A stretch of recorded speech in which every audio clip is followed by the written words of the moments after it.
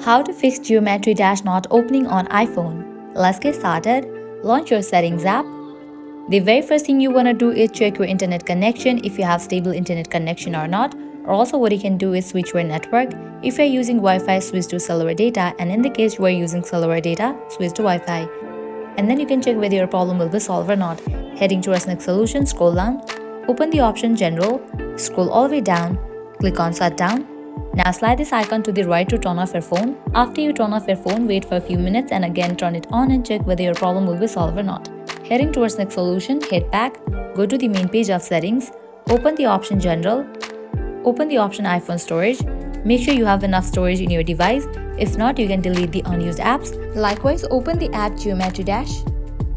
Click on Offload app. Click on Offload app. Offloading app clears all the cache of the app.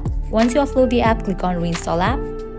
After completion of reinstallation process, you can check whether your problem has been solved or not. Heading towards next solution, open your App Store. Search for the app Geometry Dash. After app appears, if you find the option of update over here, just click on it and update your app to its latest version. Applying all these solutions, your problem will be fixed. So this is how you can fix Geometry Dash not opening on iPhone iOS 17. At the end, if you guys find this video helpful, don't forget to like, share and subscribe. Thank you.